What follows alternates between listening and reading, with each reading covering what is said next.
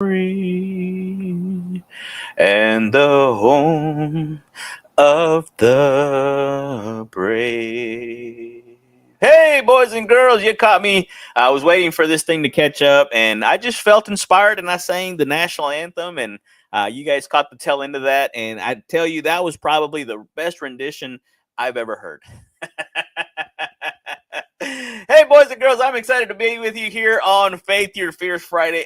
And as promised yesterday, I told you I was going to get you so pumped up that you were going to be able to charge the gates of hell with the half loaded water pistol. So if you're ready to do that, guys, we are about to get ready. So let's go, baby, because today we are gearing up for greatness. Let me just make sure my settings are all set to be able to do this, guys. Appreciate you, love you. Thank you for being patient with me as we are this new time frame. Yesterday we had a lot more viewers on, so I think this time frame works pretty good.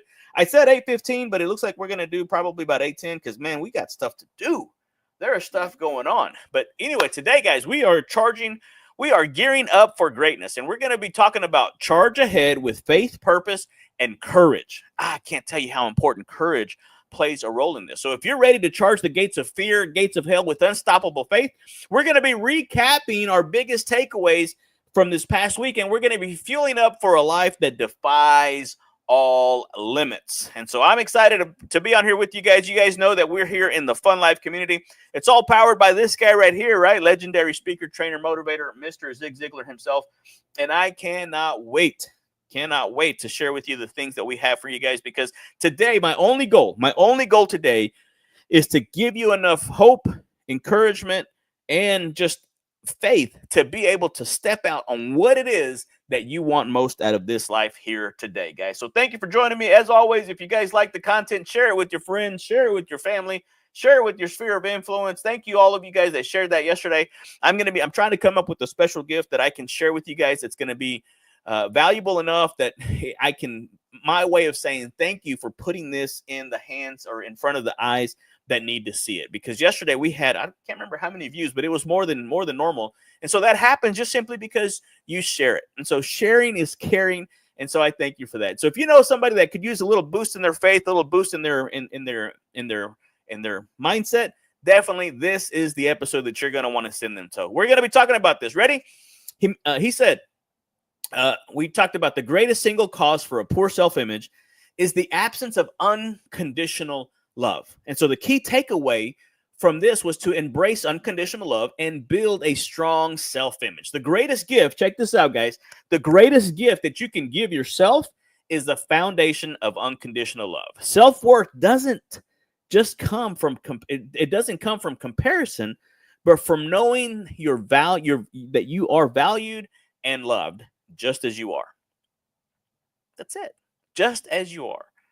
Buddha said it this way, right? You yourself, as much as anybody in the entire universe, deserve your love and affection. 1 John 4:19, right? We talked about this earlier this week. We love because he first loved us. Think about this, guys, right? Out of the 9 things that people want in this world, to be loved is one of them. They want to be happy, healthy, reasonably prosperous, secure. There's all those things, but to love and be loved, really they have a longing for belonging. They want to be part of something. And so if you're able to do that, if you're able to love unconditionally, then you're going to be able, it's amazing. We had this conversation yesterday. John Bentley had an incredible, he's amazing. If you guys don't follow John Bentley on social media, look him up. He's incredible. But he's one of the people that I definitely look up to, and to hear him say that I inspire him, I'm like, John, no, baby, it's you.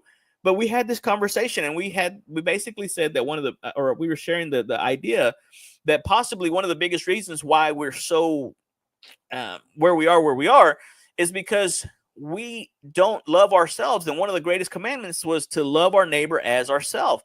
But we can't truly love ourselves because of certain things that we've done. We can't forgive ourselves. We are our own worst critic, guys. But as it says right here, right, the greatest gift you can give yourself is the foundation of unconditional love, guys. That comparison, right? It doesn't come from comparison, but from knowing you're valued and loved just as you are. So when you understand that you're loved unconditionally, fear loses its grip. And so you're not defined by your failures or your insecurities, but by the truth that you're fearfully and wonderfully made. Your creator did not make a mistake. God don't make no junk. And so what would happen? I'm curious. In the comment section, this is right there. In the comment section, what would you pursue today if you fully believed in your true self-worth? What would that look like for you guys? And so feed your mind with positivity and purpose, because here's what happens, right? The thoughts that we allow into our minds are the seeds of our future. If you want a life of courage and fulfillment, begin with nurturing the thoughts, planting those seeds that align with where you want to go, not where you've been. Stop looking in the rearview mirror. Stop looking look ahead, baby. The windshield is that much bigger. It should be used proportionally. If the only thing you want to look back for is to see how far you've come, right? Mr. Ziglar said it perfectly. You are what you are and where you are because of what's gone into your mind. You can change what you are. You can change where you are by changing what goes into your mind, right? The mind is everything. What you think about, you become, right? If you can see it in your head, you can hold it in your hand. And so Romans 12:2 on Transformation Tuesday, we talked about this. Do not conform yourself to this world. Be not conformed to this world, but be transformed. How? Yeah, yes.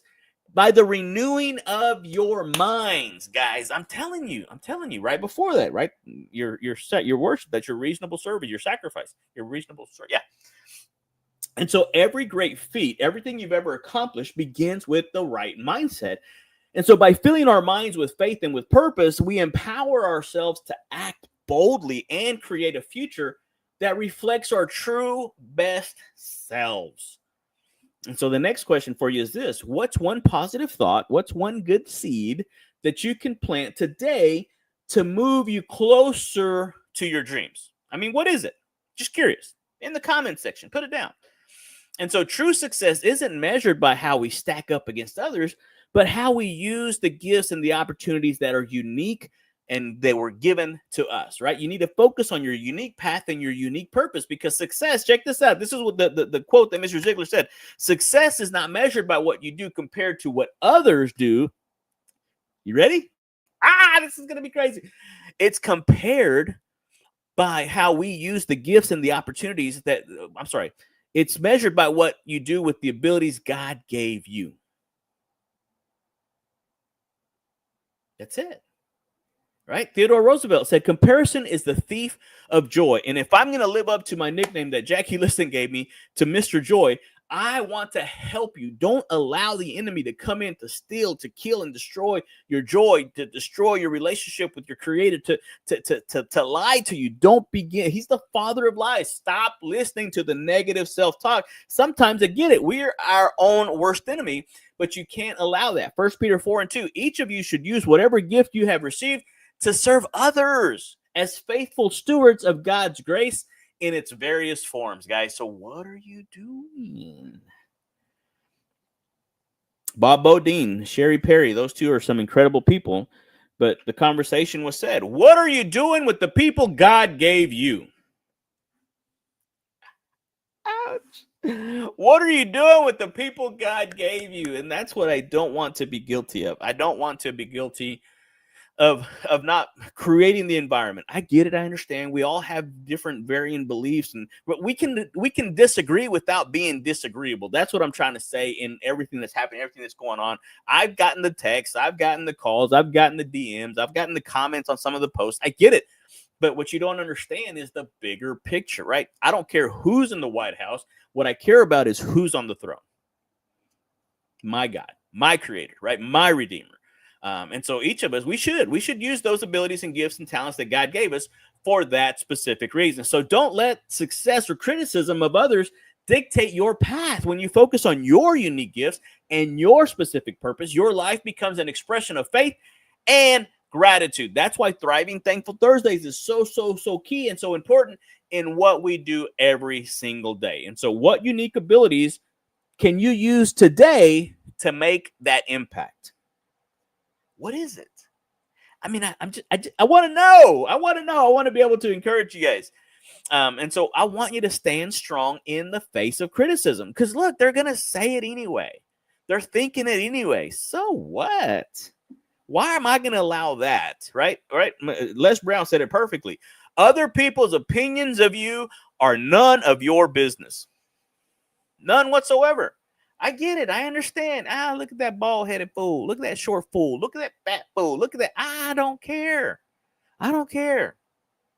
Right? I can lose the weight. You'll always be ugly. No, I shouldn't have said that. That was bad. Lord, forgive me. God don't make ugly, right? God does not make ugly. Now, I have noticed he makes some people prettier than others, but that's a whole nother point, right? But criticism often says more about the critic than about you. And so when others doubt and discourage you, use it as fuel to strengthen your commitment to your dreams. I mean, take that and just, instead of it deterring you, use it to stay strong. Right? Mr. Ziglar said, do not be distracted by criticism. Remember, the only taste of success some people are going to have is when they take a bite out of you. I mean, it just is. And so if you're not criticized, you may not be doing much, Donald Rumsfeld said. Proverbs 15:1, a gentle answer turns away wrath, but a harsh word stirs up anger. So guys, start doing those gentle answers. Help yourself. Help me, help you, right? Those bold pursuits attracts both supporters and critics. Guys, stand tall. If you do something, right? We said it yesterday, right? If you don't want to be criticized, do nothing, say nothing, be nothing. But that's not us. That's not you. We're gonna do something. We're gonna say something. We're gonna be something. And so stand tall, stay focused, and let your voices of negativity fade into the past as you press forward, guys. And so my question, this should be the last question. How can you use criticism to fuel your commitment to your goals? How can you use that? With the right mindset, take that criticism, take what the people are saying, and just say, okay, you know what? I'll prove you wrong. I'm going to prove you wrong.